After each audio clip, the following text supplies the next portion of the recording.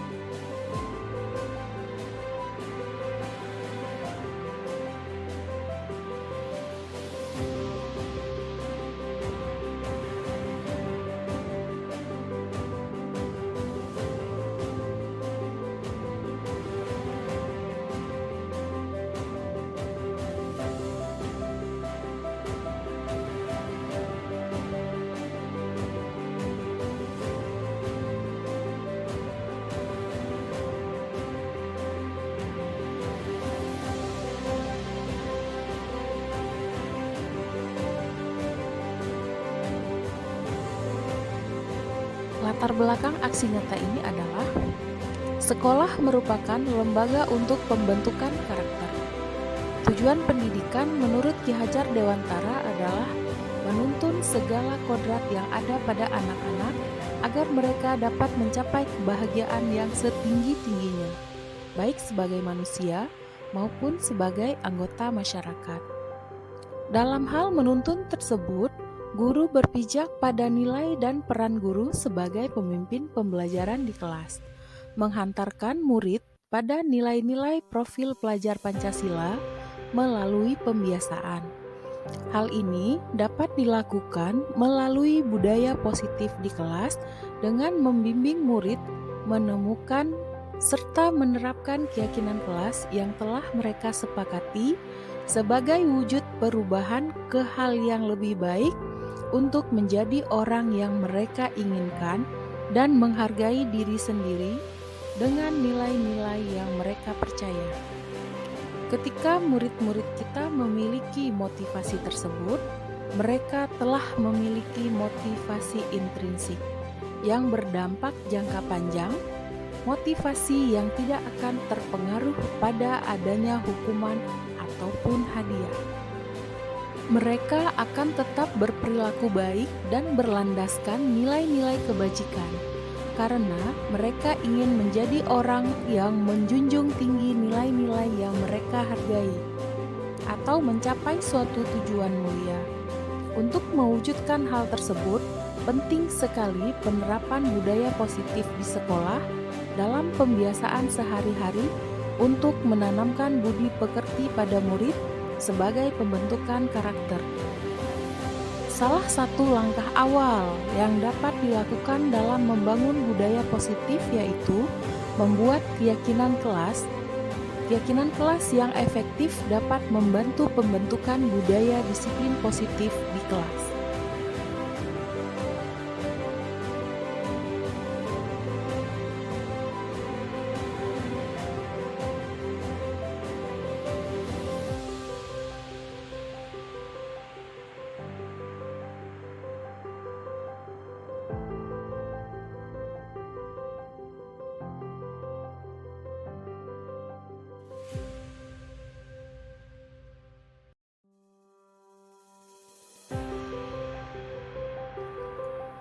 Adapun tujuan yang diharapkan pada aksi nyata ini adalah: pertama, mewujudkan merdeka belajar pada murid dengan memberikan kebebasan untuk mengemukakan pendapat mengenai keyakinan-keyakinan kelas apa saja yang mereka inginkan, dan menuangkan ide, pendapat, dan gagasan mereka secara terbuka dan demokratis.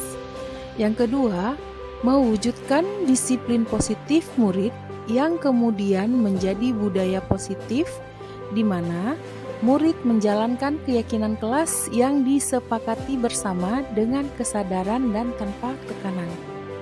Yang ketiga, membentuk karakter positif pada murid melalui kebiasaan-kebiasaan positif, perilaku positif, dan keteladanan dari semua warga sekolah, baik guru maupun dan murid. Yang keempat, menumbuhkan motivasi intrinsik murid terhadap penanaman nilai-nilai kebajikan.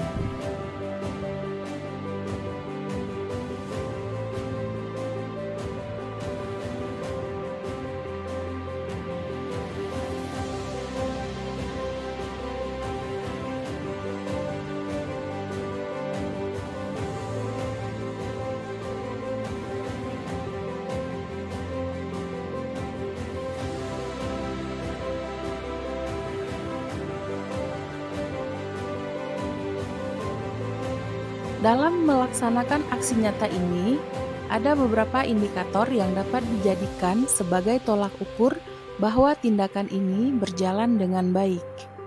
Yang pertama, terciptanya merdeka belajar pada murid, dengan bebas mengemukakan pendapat untuk keyakinan-keyakinan yang mereka sepakati. Yang kedua, murid menjalankan keyakinan kelas tanpa tekanan. Yang ketiga, terjalinnya komunikasi yang aktif antara guru dan murid. Yang keempat, murid menjalankan keyakinan kelas secara luas, baik di sekolah, di rumah, maupun di masyarakat. Linimasi tindakan yang akan dilakukan. Pertama, rincian tindakan aksi nyata yang akan saya lakukan dalam penerapan budaya positif yaitu keyakinan kelas. Yang kedua, meminta dukungan dari kepala sekolah untuk membuat aksi nyata tentang budaya positif di sekolah. Yang ketiga, mensosialisasikan kepada rekan sejawat tentang aksi nyata budaya positif. Yang keempat, mensosialisasikan kepada murid dan membimbing murid untuk membuat keyakinan kelas. Yang kelima, mendesain keyakinan kelas dalam bentuk poster. Yang keenam, menempel keyakinan kelas. Yang ketujuh, membimbing guru untuk membuat keyakinan kelas yang sudah pernah dipraktikkan di kelas. Kedelapan, menanamkan dan menumbuhkan kebiasaan dalam aksi nyata menjadi pembiasaan budaya positif di lingkungan kelas dan sekolah. Dukungan yang dibutuhkan. Adapun dukungan yang sangat saya butuhkan, yang pertama, dukungan alat berupa kamera HP untuk merekam seluruh kegiatan pada aksi nyata ini. Yang kedua, dukungan dari seluruh stakeholder sekolah, terutama kepala sekolah, rekan guru, dan juga murid yang ada di SMA Negeri Unggul Aceh Timur. Kemudian juga, dukungan masyarakat sekitar sangat saya butuhkan agar terciptanya budaya positif. Demikian, terima kasih. Assalamualaikum warahmatullahi wabarakatuh.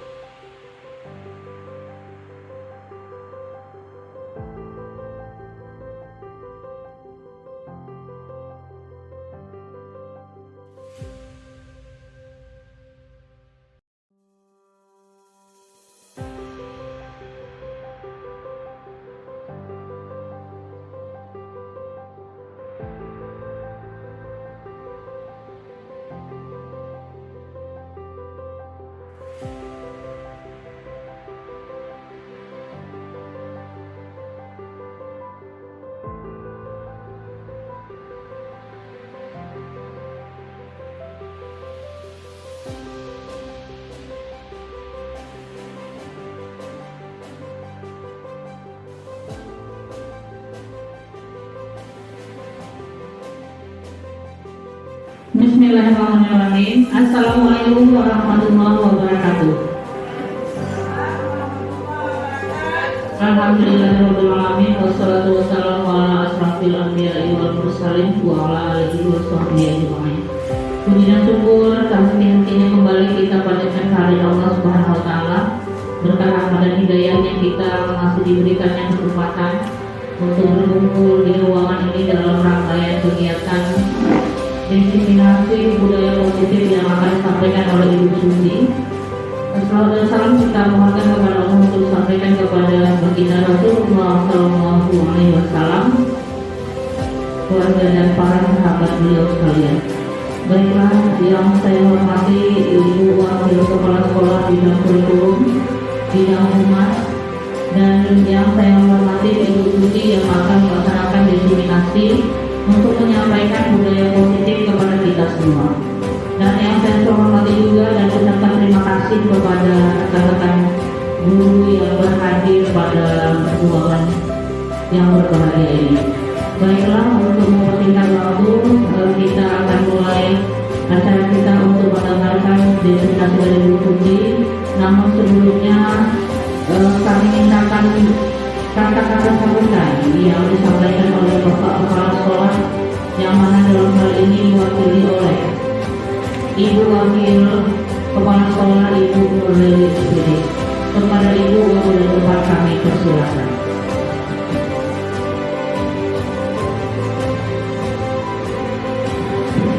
Assalamualaikum warahmatullahi wabarakatuh. Alhamdulillah rabbil alamin, wassalatu wassalamu ala asyrafil anbiya'i wal mursalin wa ala alihi wa sahbihi ajma'in.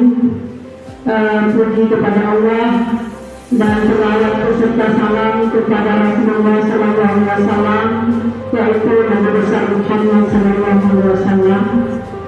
Selanjutnya penghormatan saya kepada ibu-ibu wakil kepala sekolah, kemudian kepada seluruh dewan guru yang sudah hadir.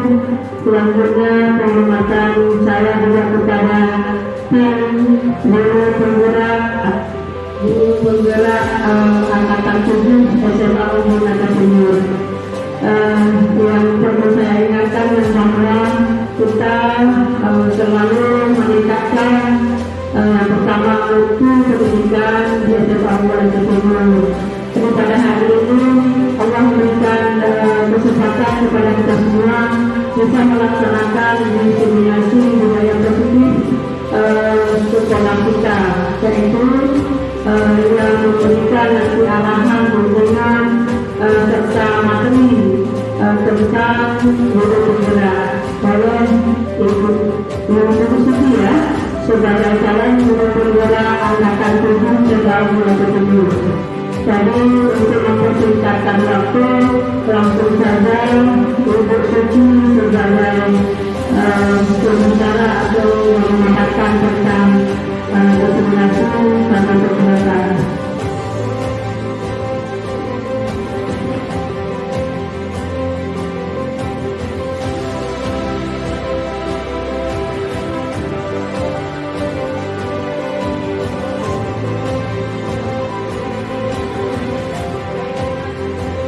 Baik, terima kasih Ibu Nurlili sebagai Ibu dari Wakil Kepala Sekolah yang sudah menyampaikan kata sambutannya untuk acara kita pada hari ini. Untuk mempersingkat waktu, marilah kita dengarkan bersama tentang budaya positif yang akan kita laksanakan pada sekolah kita sehingga sekolah kita semakin maju ke depannya. Kepada Bu Suci, waktu dan tempat kami persilahkan.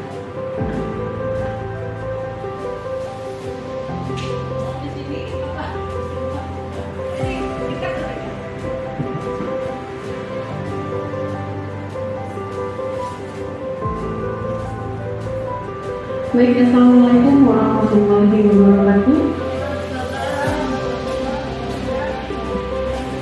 Pertama-tama adalah sama-sama kita mengucapkan puji dan syukur kepada Allah Subhanahu wa taala, di mana pada kesempatan siang hari ini kita masih diberikan kesehatan sehingga kita bisa berkumpul di ruangan ini untuk mengikuti kegiatan diseminasi budaya positif.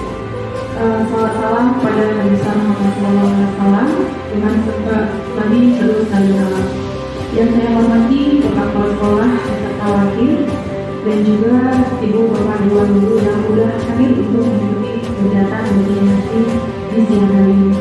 Baik Bapak Ibu semuanya, pada siang hari ini saya akan mempresentasikan tentang budaya positif di lingkungan sekolah.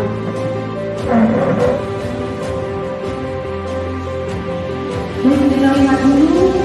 Nah, ini kami kebetulan fasilitas saya di sini bersama Bu Mayana dan BPKB Bu Hamdi dan saya sendiri sebagai di sini CDP Angkatan 7. Nah, Bapak Ibu sebelumnya kita buat kesepakatan dulu bila mana Bapak Ibu memiliki keperluan, silakan Bapak Ibu boleh menanyakan. Dan jika ada pertanyaan atau materi yang ingin didiskusikan nanti, boleh kita diskusikan Bapak Ibu ya. Baik, kita lihat latar belakangnya. Nah, suasana positif sangat mendukung dalam menciptakan pembelajaran yang kondusif. Karena dengan suasana yang kondusif, guru dan murid akan menemukan suatu kondisi pembelajaran yang menyenangkan, sehingga proses belajar mengajar ini akan menyenangkan dan berjalan lancar tanpa adanya hambatan dan beban. Dengan adanya suasana yang positif akan membantu menggerakkan moral yang positif juga bagi murid, sehingga karakter murid tidak hanya terbentuk dari akademik atau intelektualnya saja, tetapi dari lingkungan juga. Nah, ada 6 konsep utama dalam modul budaya positif. Yang pertama, disiplin positif dan nilai-nilai kebajikan universal. Yang kedua, teori motivasi, hukuman dan penghargaan dan retribusi. Yang ketiga, keyakinan kelas. Yang keempat, ada kebutuhan dasar manusia dan dunia berkualitas. Yang kelima, restitusi 5 posisi kontrol. Dan yang terakhir ada restitusi segitiga restitusi. Oke, selanjutnya kita lihat dulu yang pertama adalah budaya positif. Nah, kita lihat apa sih yang dimaksud dengan budaya positif itu? Budaya positif adalah nilai-nilai atau keyakinan-keyakinan atau kebiasaan-kebiasaan yang berpihak pada murid agar berkembang menjadi pribadi yang kritis, penuh hormat dan bertanggung jawab. Selanjutnya, yang pertama kita lihat disiplin positif atau nilai-nilai kebajikan universal. Nah, kita lihat dulu apakah disiplin positif ini perlu nggak kita terapkan di sekolah kita. Nah, saya rasa di setiap sekolah perlu menerapkan disiplin positif ini. Untuk apa? Untuk membentuk murid yang berprestasi dan berkarakter di sekolah. Nah, selanjutnya kita lihat apa itu budaya sekolah. Budaya sekolah adalah tradisi sekolah yang tumbuh dan berkembang sesuai dengan spirit dan nilai yang diajarkan di sekolah, atau bisa juga dikatakan kesepakatan bersama yang dilakukan dalam waktu yang lama ketika terjadi pembelajaran.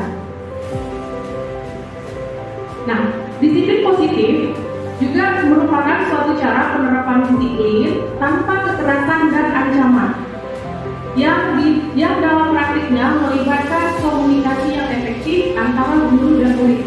Dalam penerapannya, disiplin positif ini diajarkan untuk memahami konsekuensi dari perilaku mereka. Selain itu, disiplin positif juga mengajarkan murid untuk bertanggung jawab serta hormat dalam berinteraksi dengan lingkungan sekitar. Jadi, dapat kita simpulkan bahwa disiplin positif yang bertujuan untuk menumbuhkan kesadaran serta memberdayakan murid untuk melakukan sesuatu tanpa adanya paksaan, tanpa adanya beban, tanpa adanya ancaman atau hukuman. Nah, kita lihat juga tugas kita sebagai pendidik apa sih? Nah, di sini kita sebagai pendidik tujuan kita adalah untuk menciptakan anak-anak yang memiliki disiplin diri sehingga mereka bisa berperilaku dan mengacu pada nilai-nilai kebajikan universal dan juga memiliki motivasi intrinsik dan bukan ekstrinsik. Kita juga harus mendorong murid-murid kita agar memiliki dari dalam. Dari dalam dirinya agar mampu berperilaku sesuai dengan nilai kebajikan yang ada. Misalnya di sekolah-sekolah kan kita ada tuh budaya positif, senyum, sapa, salam, sopan santun ya. Nah, itu kita budayakan. Misalnya anak-anak membiasakan buang sampah pada tempatnya. Terus ketika hendak keluar ke kamar mandi minta izin kepada guru, tidak langsung keluar tanpa izin guru. Begitu juga ketika berbuat apapun selalu berkoordinasi dengan guru.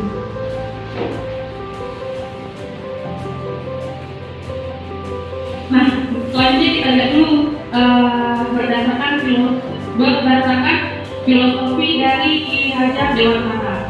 Ki Hajar Dewantara sendiri mengatakan bahwa untuk mencapai kemerdekaan dalam konteks pendidikan saat agar terciptanya murid yang merdeka, syarat utamanya adalah harus disiplin. Ini kata Ki Hajar Dewantara. Tapi disiplin ini merupakan kata kunci atau syarat utama.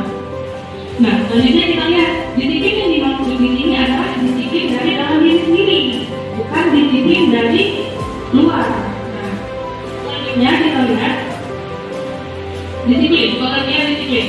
Kita lihat apa yang dimaksud dengan disiplin. Disiplin adalah sesuatu yang dilakukan seseorang kepada orang lain untuk mendapatkan kepatuhan dan dapat menimbulkan asumsi ketidaknyamanan. Artinya di sini, ketika kita melakukan sesuatu itu karena kita takut, bukan karena timbul kesadaran dari kita, tapi karena kita merasa tidak nyaman kalau kita tidak melakukan disiplin tersebut atau kita tidak melaksanakannya. Oke, selanjutnya disiplin diri. Disiplin diri dapat membuat seseorang menggali potensinya untuk menuju kepada sebuah tujuan mulia, sesuatu yang dihargai dan bermakna.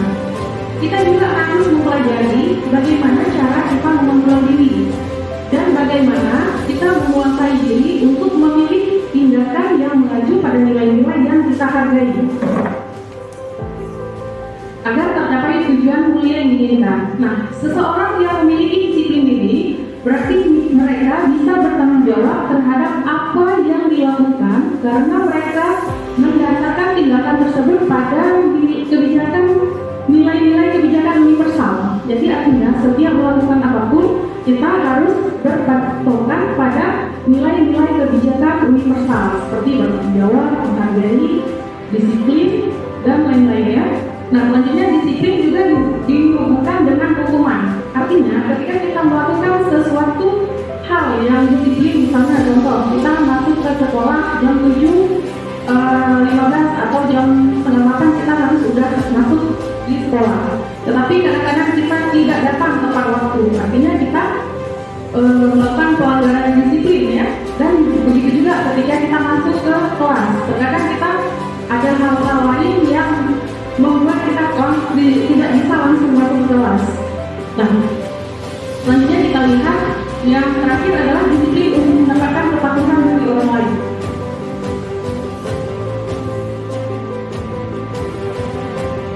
Baik, disiplin positif akan melahirkan nilai-nilai kebajikan universal yang terdapat pada profil Pancasila, yaitu ada 6. Yang pertama, beriman dan bertakwa kepada Tuhan Yang Maha Esa dan berakhlak mulia. Yang kedua, berpendidikan global. Yang ketiga, gotong royong. Yang keempat, mandiri. Yang kelima, bernalar kritis. Dan yang keenam adalah kreatif. Jadi diharapkan di setiap sekolah itu siswa kita memiliki karakter profil pelajar Pancasila. Nah, kita lihat juga nilai-nilai kebajikan universal. Adapun nilai-nilai kebajikan universal yang diterima secara universal lepas dari latar belakang budaya, bahasa, suku bangsa maupun agama, berupa hal-hal seperti keadilan, kehormatan, kepedulian, integritas, kejujuran, pelayanan, keamanan, kesabaran, tanggung jawab, mandiri, berprinsip, keselamatan, kesehatan, dan masih banyak lagi lainnya yang dinamakan dengan nilai-nilai kebajikan universal. Nah, peraturan-peraturan yang tercantum di sisi kiri tidak terbatas pada peraturan yang ditemui di kelas atau di sekolah, namun peraturan yang biasa kita temui di sekeliling kita.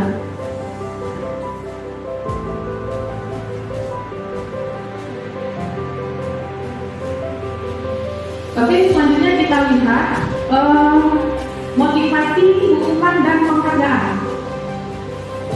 Nah, kita lihat dulu apa itu motivasi. Menurut Ian Johnson, dalam bukunya Restructuring School Discipline ada 3 motivasi perilaku manusia.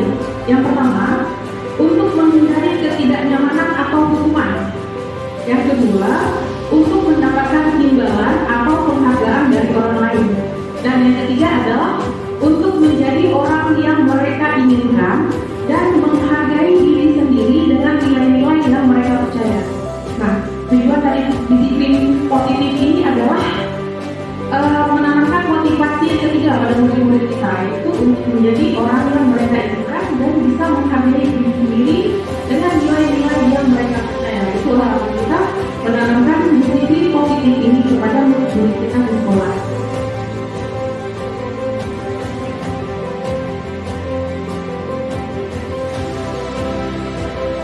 Ini Bapak Ibu ya, penjelasan dari disiplin perilaku, 3 motivasi perilaku manusia tadi. Oke, dilanjut aja Bu Laura. Selanjutnya kita lihat yang hukuman dan penghargaan Bapak Ibu.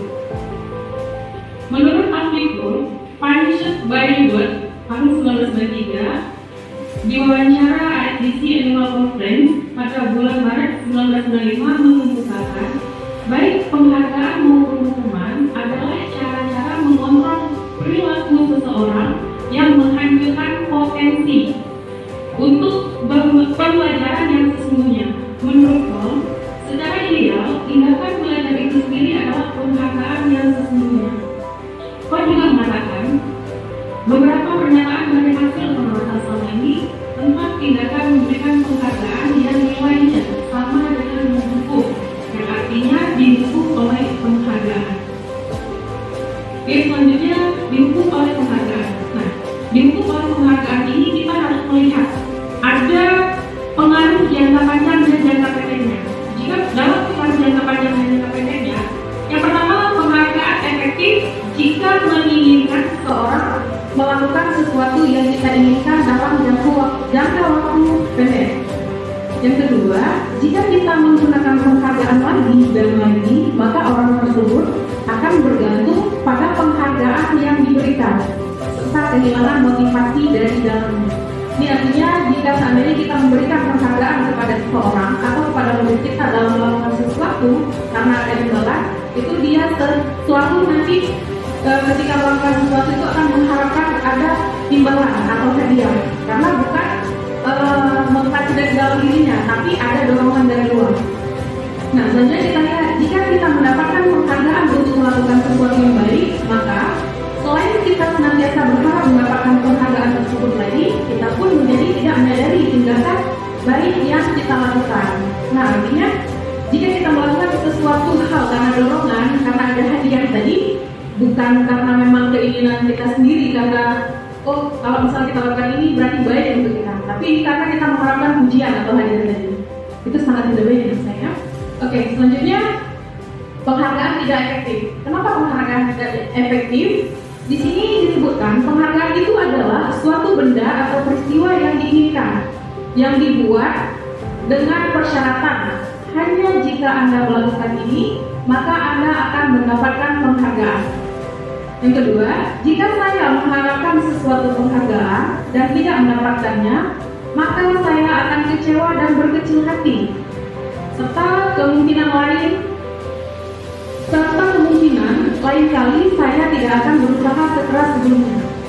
Nah, ini berarti ketika kita melakukan sesuatu dan kita mengharapkan suatu pekerjaan, suatu penghargaan, dan kita tidak mendapatkannya, maka kita akan kecewa. Karena tadi kita melakukan sesuatu karena ada hadiahnya, ada rewardnya yang kita harapkan. Dan selanjutnya ini masih di dalam poin dihukum oleh penghargaan, yaitu penghargaan merusak hubungan. Kenapa dikatakan penghargaan merusak hubungan? Di sini bisa kita lihat, ketika seseorang diberi penghargaan atau dipuji di depan orang banyak, maka yang lain akan merasa iri. Dan sebagian dari mereka tidak akan menyukai orang yang diberikan penghargaan tersebut.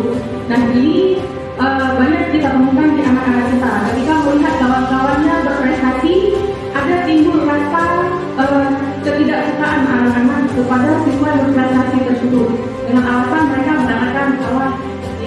caper ini segala macam, itu ada embel-embelan karena mereka merasa anak ini lebih unggul dari dia. Nah, yang kedua kita lihat, jika seorang guru sering memberikan penghargaan kepada murid-muridnya, besar kemungkinan murid-muridnya termotivasi hanya untuk menyenangkan guru. Mereka tidak akan bersikap jujur kepada guru tersebut. Di sini bisa kita lihat kalau misalnya di dalam kelas kita selalu memberikan penghargaan kepada murid kita. Di sini kita selalu memuji si A, nilainya selalu bagus segala macam. Yang kita takutkan ketika kita selalu memuji anak ini, si anak ini cepat merasa puas dengan apa yang mereka dapatkan, jadi mereka tidak akan berusaha lebih keras lagi. Dalam artian mereka cukup sampai di situ. Selanjutnya kita lihat penghargaan menciptakan persaingan di dalam kelas dan persaingan menciptakan kecemasan. Ini kita lihat ketika anak-anak kita bersaing untuk mendapatkan ranking 1, ranking 2, dan ranking 3. Bagaimana usaha mereka untuk mendapatkan ranking tersebut? Setelah mereka dapatkan, apakah mereka bisa mempertahankan atau tidak? Nah, selanjutnya kita lihat mereka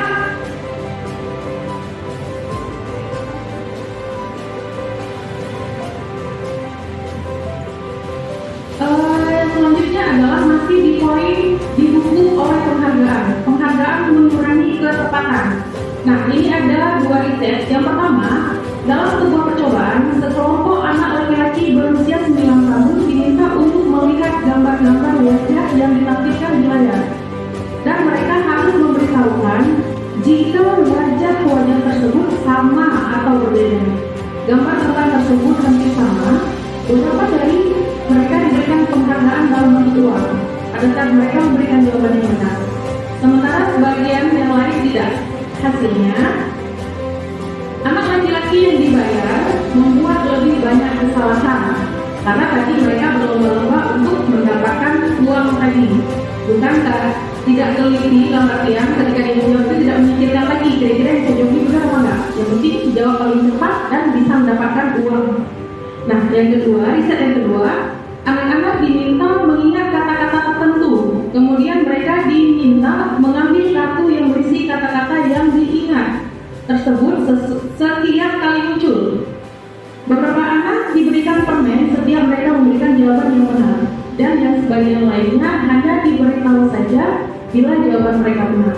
Nah, dapat kita lihat jika itu kita lakukan, hasilnya anak-anak yang mendapat permen jawabannya banyak yang tidak tepat dibandingkan dengan anak-anak yang hanya diberitahukan jawaban yang benar. Ini artinya ketika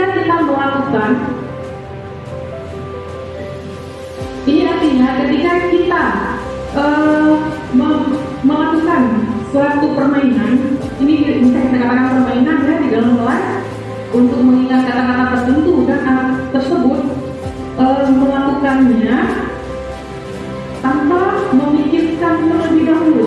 Benar nggak kira-kira jawaban yang saya jawab tadi? Asal jawab aja, yang penting cepat. Itu hasilnya anak-anak banyak yang tidak tepat dibandingkan dengan anak-anak yang berpikir terlebih dahulu sebelum menjawab. Oke, lanjut dulu. Masih di poin didukung oleh penghargaan, yaitu penghargaan menurunkan kualitas. Di sini maksudnya berdasarkan pengalaman yang dilakukan pada kelompok mahasiswa atau mahasiswi yang sedang bekerja di praktik di sebuah surat kabar universitas. Saat itu mereka sedang belajar menuliskan sebuah artikel tentang sebuah judul berita utama. Seiring waktu, mahasiswa atau mahasiswi tersebut semakin mampu bekerja dengan cepat.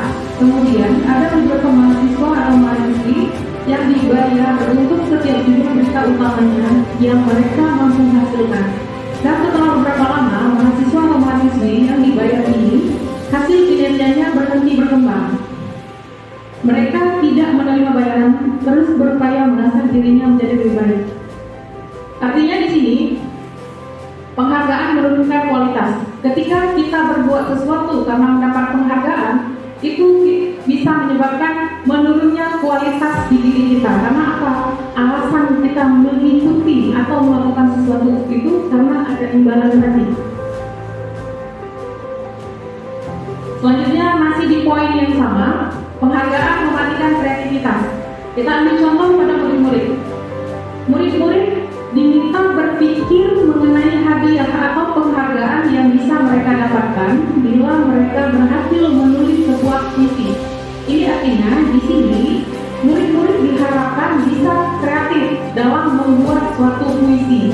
Nah, ketika kreativitas kelompok murid ini menjadi berkurang dibandingkan dengan yang tidak diberitahukan tentang hadiah yang mereka terima. Misalnya kita membuat perlombaan ketika 17-an, tapi kita sebelum membuat perlombaan tersebut kita udah memberitahukan kira-kira nanti kalau yang juara satu dapatnya hadiahnya uang sekian-sekian, terus dapat trofi dan lain-lain. Itu berarti anak-anak di situ sudah mulai memikirkan gimana caranya kita berhasil tanpa memikirkan bagaimana kita berkreativitas untuk bisa mendapatkan hasil yang baik dan bisa memenangkan perlombaan tersebut. Nah, yang selanjutnya adalah penelitian menunjukkan bahwa pekerjaan seni atau sebuah penulisan cerita menjadi kurang kreatif bila dijanjikan sebuah hadiah atau penghargaan. Karena biasanya pekerjaan seni atau penulisan ini mengalir dengan sendirinya, gitu ya Bu ya, tanpa ada embel-embel yang lainnya. Oke. Selanjutnya, dalam tugas memecahkan masalah, para murid memakan waktu lebih lama dan memberikan jalan keluar kurang kreatif saat mereka dijanjikan sesuatu penghargaan. Nah, di sini dapat kita artikan bahwasanya dalam mengerjakan tugas-tugas, jika kita menjanjikan sesuatu hadiah atau penghargaan, maka di sini bisa membuat anak-anak ini kurang kreatifnya.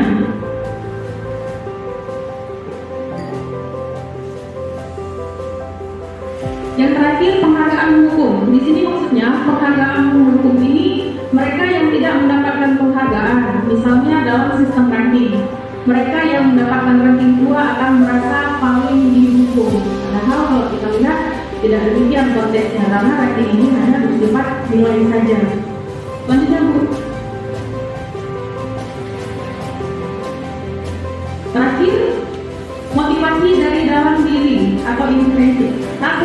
Saat seorang anak belajar untuk pertama kalinya menggabungkan huruf-huruf dan kata-kata, serta menyadari bahwa dia dapat membaca, timbul pijar di matanya dan sebuah senyuman di wajahnya. Anak tersebut bergembira bahwa dia telah mempelajari dan menguasai suatu keterampilan baru. Kesadaran dan akan kemampuannya bahwa dia sudah dapat membaca sesungguhnya sudah merupakan sebuah penghargaan. Nah, kita lihat seperti anak-anak yang baru belajar berbicara misalnya. Kita lihat anak-anak kita di rumah baru bisa belajar berbicara. Terus mereka menggabungkan 1-2 kalimat atau 1-2 huruf gitu. Ketika mereka bisa menyebutkan misalnya mama atau papa, itu menjadi satu kebanggaan bagi anak-anak tersebut.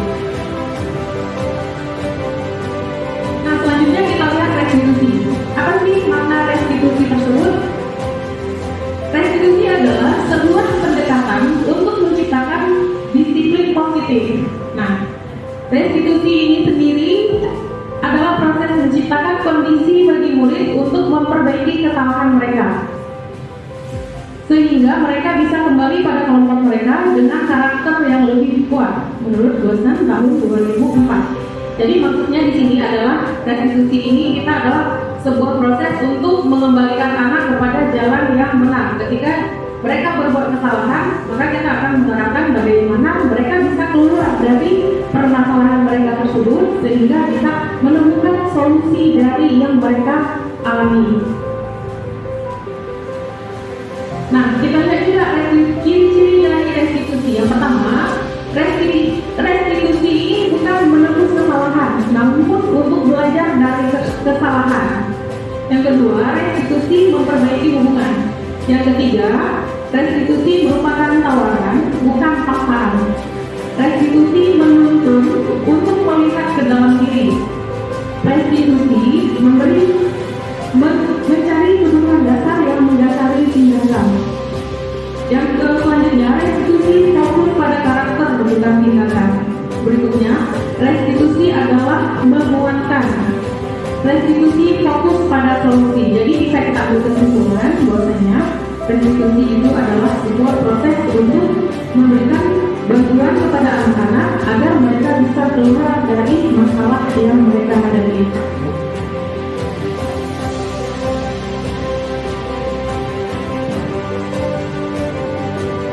Selanjutnya kita lihat yang keyakinan kelas Bapak Ibu ya.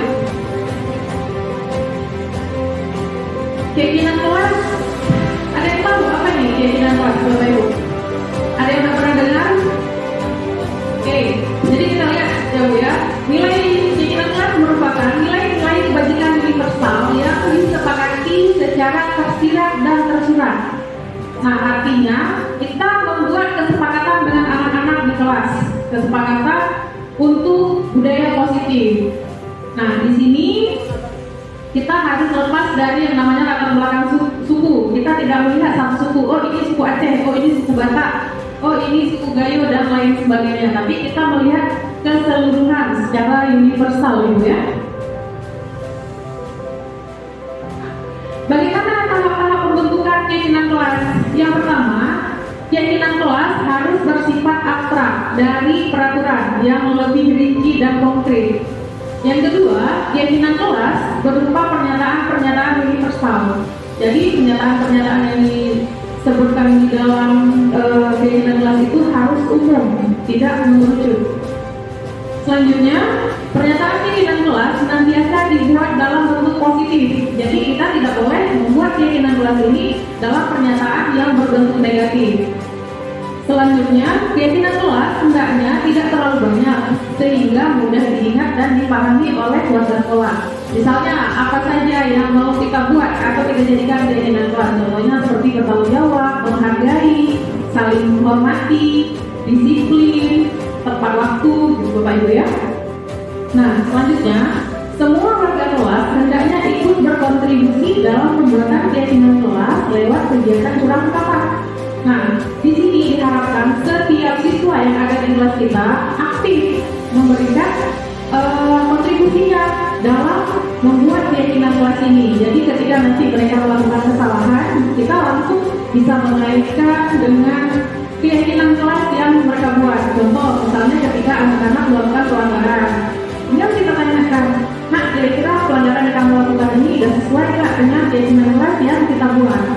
Jika memang dia tidak sesuai, lalu kita bisa melakukan tindakan berikutnya untuk mengembalikan dia kepada jalan yang betul, misalnya seperti itu. Selanjutnya, ini contoh-contoh pembentukan keyakinan kelas Bapak Ibu. Yang pertama, setiap anggota kelas perlu belajar. Yang kedua, setiap anggota kelas perlu senang. Setiap anggota kelas perlu melakukan tugas. Setiap anggota kelas perlu saling menghargai. Setiap anggota kelas perlu merasa aman. Nah, ini contoh-contoh dari keyakinan kelas. Terus di sini juga kita bisa lihat contoh yang kedua. Nah, bisa kita garis bawahi di antara contoh-contoh yang pertama itu ada sikap hormat. Misalnya, kami yakini bahwa sangat penting untuk menghormati semua orang dan barang milik orang lain. Artinya, setiap kita melakukan sesuatu itu kita melihat dulu, oh ini bukan barang kita, jadi kita juga boleh kita ambil. Nah, selanjutnya kita lihat bekerja.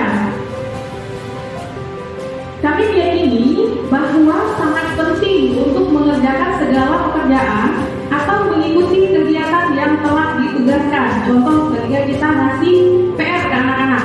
Jadi, anak-anak ini mempunyai keyakinan bahwasanya tugas itu harus dikerjain. Kalau misalnya tidak dikerjain, berarti dia udah melanggar keyakinan kelas yang telah dibuat. Nah, selanjutnya, diterima dan dimiliki. Kami meyakini bahwa sangat penting untuk merasa diterima pada suatu kelompok dan saling peduli satu dengan yang lain. Nah, kita harapkan di dalam kelas anak-anak itu bisa saling menerima. Dan karena di dalam kelas kan terdapat berbagai latar belakang anak. Jadi kita mengharapkan bagaimana anak ini bisa menerima satu sama lain dan saling menghargai di sini dan juga peduli sama. Selanjutnya kita lihat kebutuhan dasar manusia. manusia dan dunia berkualitas.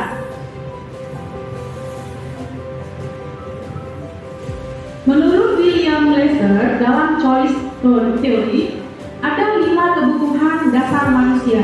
Yang pertama itu adalah kebutuhan bertahan hidup. Biasanya untuk bertahan hidup bapak-bapak dan ibu apa yang dilakukan? Makan misalnya ya, makan, bekerja, dan lain sebagainya. Terus kita juga perlu yang namanya kasih sayang dan rasa diterima, kebutuhan untuk diterima.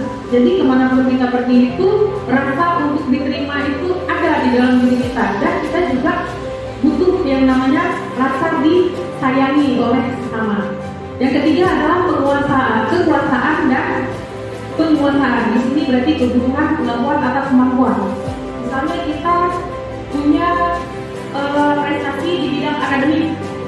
Misalnya kita jago di bidang robotik atau apa gitu. Tapi kita butuh pengakuan terhadap kebiasaan kita atau prestasi kita. Itu merupakan penguasaan atau kebutuhan atas kemampuan kita. Yang kedua kebebasan, kebutuhan akan pilihan. Bapak dan Ibu, kita semua mempunyai kebebasan untuk memilih. Kita mau memilih menjadi pribadi yang lebih baik atau menjadi pribadi yang lebih buruk, itu ada di tangan kita. Kita yang menentukan. Selanjutnya ada kesenangan, kebutuhan untuk merasa senang. Setiap kita itu perlu namanya senang. Gimana caranya kita menciptakan sesuatu atau suasana yang menyenangkan agar setiap pekerjaan yang kita lakukan itu rasa menyenangkan, tidak ada tekanan. Selanjutnya kita lihat restitusi 5 posisi kontrol. Nah, Bapak dan Ibu guru sekalian, kita bisa melihat di sini ada 5 posisi kontrol kita sebagai guru. Yang pertama itu adalah sebagai penghukum. Kalau yang menghukum menyelesaikan masalah dengan hukuman fisik dan verbal. Misalnya ketika ada anak-anak berbuat kesalahan, kita langsung menunjuk-nunjuk dengan bahasa verbal dan fisik ya, kadang-kadang kita di sana langsung keliling lapangan atau sit up atau push up. Itu berarti posisi kita berada di posisi penghukum. Nah, ada juga yang posisi pembuat rasa bersalah. Ini bagaimana caranya kita sebagai seorang guru membuat orang lain merasa tidak nyaman atau malu atau rendah diri, ya. Ini masing-masing kelima posisi kontrol ini Bapak Ibu ada di diri kita. Cuma kita yang tahu mana yang lebih menonjol di diri kita. Apakah penghukum, pembuat masalah, teman, pemantau, ada manajer. Tapi dari kelima posisi kontrol yang ada di depan ini, Ibu Bapak, yang paling baik adalah posisi manajer. Nah, dari sini kita bisa menentukan sekarang bagaimana kita akan mengarahkan diri. Apakah kita akan tetap berada di posisi penghukum, atau posisi pembuat merasa bersalah, atau posisi teman, atau posisi pemantau atau manajer. Itu kita yang menentukan Bapak Ibu. Oke, selanjutnya. Nah, ini kita lihat. Dia ada identitas gagal. Nah, identitas gagal ini berarti ini kontrol dari luar. Nah, ini ada 2 di Bapak Ibu ya, di posisi penghukum dan pembuat merasa bersalah. Ini berarti berada di posisi gagal. Nah, selanjutnya kita lihat posisi kontrol teman dan pemantau. Ini kita udah berada di posisi identitas berhasil atau sukses. Ini kontrol dari luar. Jadi ininya dari luar. Yang terakhir ini identitas berhasil atau sukses, yaitu sebagai manajer tadi. Sebagai manajer, bagaimana cara kita mengelola ketika ada murid. Nih, kita bisa melihat Bapak Ibu ya, pertanyaan-pertanyaannya. Jelas Bapak Ibu?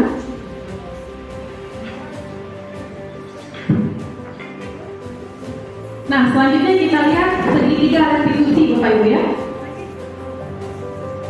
Dalam kita memecahkan suatu permasalahan atau membantu murid-murid kita ketika mereka bermasalah Bapak Ibu, segitiga restitusi ini sangat efektif kita terapkan. Kita kaitkan lagi tadi dengan keyakinan kelas yang kita buat. Jadi ketika anak-anak melakukan kesalahan, kita menerapkan ini. Yang pertama tahapan yang harus kita lakukan adalah menstabilkan identitas terlebih dahulu dengan kita mengatakan setiap orang pernah melakukan kesalahan. Jadi si anak tersebut ketika kita mengatakan kata-kata tersebut tidak merasa bahwasanya cuma dia yang melakukan kesalahan, tapi dia bisa buka pikiran bahwasanya setiap orang pernah melakukan kesalahan, wajar.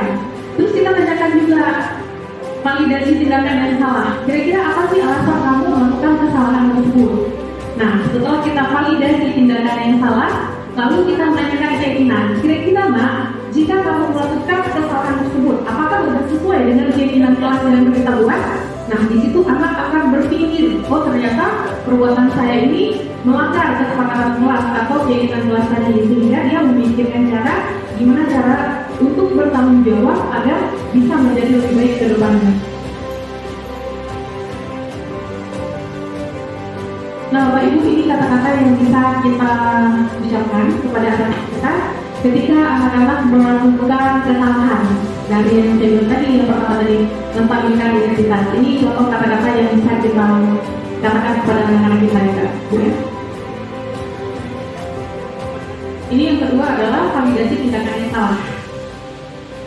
Sekarang kan kita ketika kita memecahkan masalah siswa tanpa sadar kita kadang-kadang mengeluarkan kata-kata yang memang kontrol, sehingga membuat anak ini bukan semakin menyadari akan salahnya, tapi semakin emosi kita buat. Lanjut. Nah, ini kata-kata yang bisa mendinginkan siswa lah kalau ketika dia lagi emosi atau apa. Apa yang kita percaya sebagai keyakinan kelas atau keyakinan keluarga. Terus nilai-nilai umum yang kita telah sepakati, itu tadi keyakinan kelas tadi Bapak Ibu ya. Terus apa bayangan kita tentang kelas yang ideal?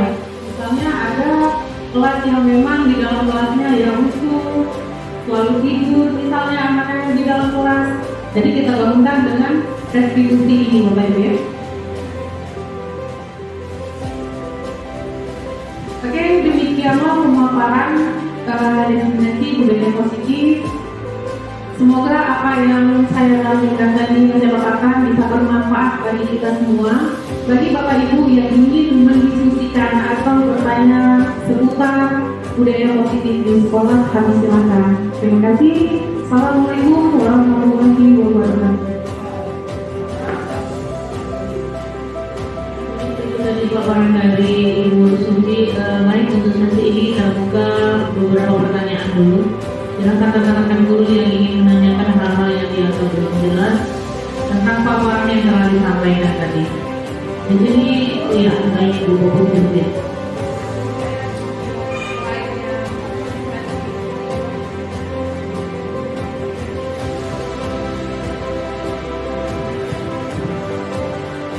Assalamualaikum warahmatullahi wabarakatuh. Makasih atas kesempatannya. Bu Suci, saya ingin lihat slide yang sebelum ini. Oh iya, terima kasih. Untuk slide ini bisa Bu Suci jelaskan sekali lagi buat kami. Dari kata-kata ini mungkin ada kata yang mana di antara yang paling ajaib yang bisa kita sampaikan ke anak-anak kita nanti. Terima kasih sekian.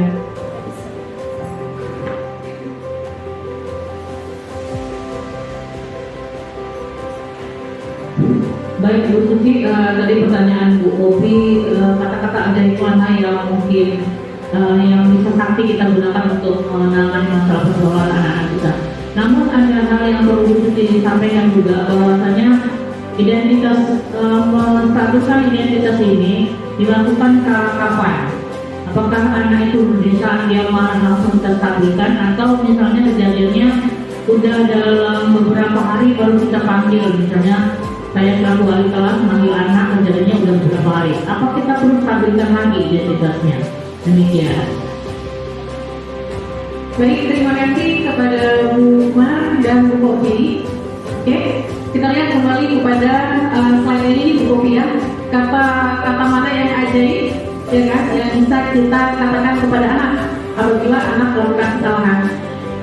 Sedikit saya sampaikan kepada Bu Popi, kata-kata ajaib yang paling sering saya lakukan untuk anak-anak menstabilkan identitas anak-anak, saya sering mengatakan buat anak-anak, ibu di sini tidak melihat siapa yang salah, tapi di sini kita duduk sama-sama untuk mencari solusi dari permasalahan kamu. Bukan ini cerita lagi, mak buat apa, kamu salah apa, ini segala macam tidak.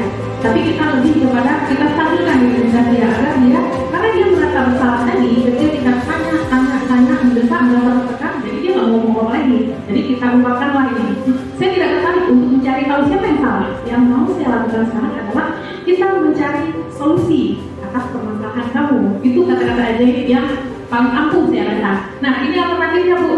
Nah, kita bilang, nah, berbuat salah itu wajar. Namanya juga kita manusia. Setiap orang pasti pernah melakukan kesalahan. Begitu juga dengan ibu.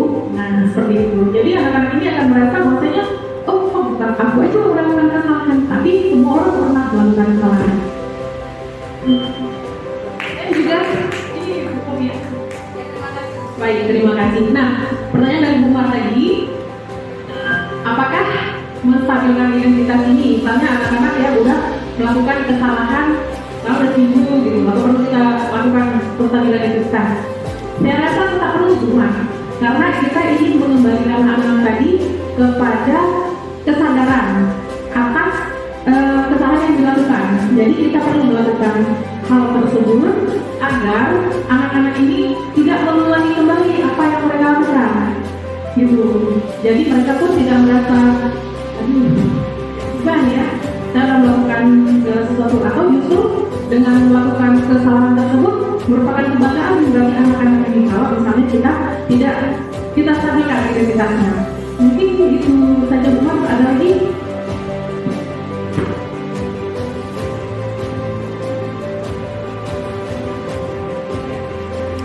Demikian tadi jawaban pemaparan dari Ibu Sri. Semoga apa yang sudah disampaikan bisa diterima dengan baik Bu, dan bisa langsung dipraktekkan nanti di lapangan. Baik, demikian saja untuk eliminasi kita kali ini. Marilah bersama-sama kita tutup pertemuan kita dengan baca doa dalam hati. Demikian dari saya, mohon maaf untuk salah kata. Saya akhiri. Assalamualaikum warahmatullahi wabarakatuh.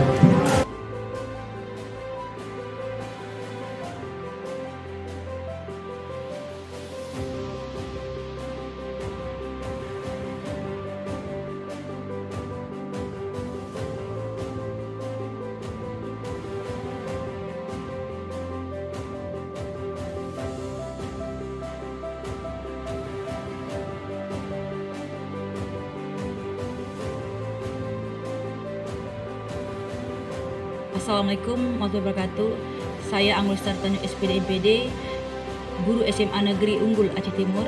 Dari hasil kegiatan pengimbasan dan berbagi pengalaman tentang budaya positif di sekolah oleh Ibu Suci Rahayu, calon guru penggerak angkatan 7, banyak sekali ilmu dan pengalaman baru yang saya dapatkan. Dan yang paling menarik menurut saya tentang segitiga restitusi. Sebelum saya mengikuti kegiatan diseminasi budaya positif tersebut, saya merasa saya belum memahami betul.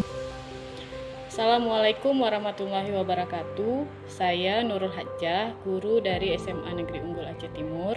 Dari hasil kegiatan pengimbasan dan berbagi pengalaman tentang budaya positif sekolah oleh Ibu Suci Rahayu, calon guru penggerak angkatan 7. Banyak sekali ilmu dan pengalaman baru yang saya dapatkan.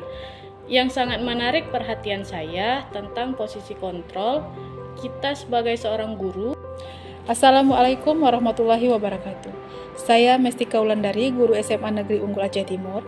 Dari hasil kegiatan pengimbasan dan berbagi pengalaman tentang budaya positif sekolah oleh Ibu Suci Rahayu, calon guru penggerak angkatan 7.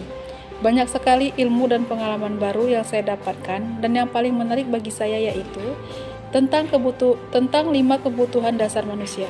Yang pertama, ada kebutuhan bertahan hidup. Yang kedua, kebutuhan kasih sayang dan